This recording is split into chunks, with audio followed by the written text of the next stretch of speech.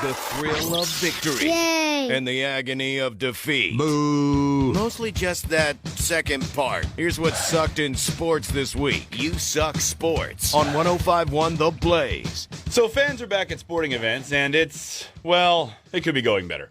Just this week, English soccer fans got their team a fine after fans shot laser pointers at Denmark's goalkeeper in the Euro Cup semis. Frickin' laser beam! NBA fans can't stop turning every other playoff game into SummerSlam. Woo! And who could forget the Tour de France? One rider hit a fan, I think, at the side of the road, and the entire peloton has crashed. And I haven't even mentioned Boston fans. I don't know what they've done, but I'm sure it's awful. Tom Brady could do that. Tom Brady could do that.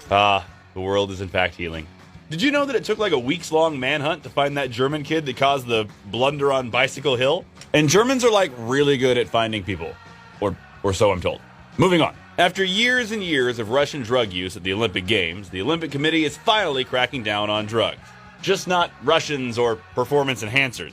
No, instead they're cracking down on Americans who smoke weed. Marijuana enhances many things. Colors, tastes, sensations, but you are certainly not empowered. Exactly. American track star Sha'Carri Richardson was disqualified from running at the Tokyo Games after she tested positive for marijuana that she fully admits using to help cope with the death of her mother recently. No way! Now look, she broke the rules and she's facing the consequences for that. And as far as I know, Richardson herself hasn't complained at all about the punishment. So I think that's to be commended. Isn't that nice? Look, the Olympics has been full of dirty cheaters since the beginning of time. So it's a little suspect to me that Vodka Stroganoff gets away mostly clear time after time with their Ivan Drago squad. He does. And Richardson, who honestly was probably doing the rest of the field a favor, will be sitting this one out. The only way it's a performance-enhancing drug is if there's a big Hershey bar at the end of the run. Lastly, it's hard for me to decide what I care less about this weekend between the NBA Finals and the UFC. I mean, on one hand, you have the Suns on the way to a title because, 80% of the stars in the league are hurt thanks to the condensed season. But on the other hand, you have this guy. In Ireland, the highest form of compliment in any pub is an insult.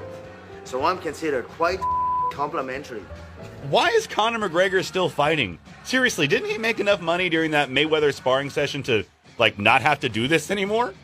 I mean, drugs are expensive, Conor, but Bobby, what are you doing? Conor McProper number 12 is back in the ring this week to fight the same dude that turned him into a meme just a few months ago. You got knocked the out! And I get that part. I mean, my mom is also going through a similar thing. It's hard getting old and having people tell you that you just can't do things you used to do anymore. In my mom's case, it's drive herself to the store or really anywhere. And that makes her mad. And for Conor, he can't dominate the octagon the way he once did. Either way, they'll both be out by 8:45 this Saturday night. So they have that in common.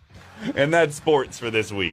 Make a rash decision every morning. If you like that bit, don't miss the show weekday mornings from 6 to 10. And if you didn't, we'll try harder next time. Oh, also, follow, subscribe. You know the deal.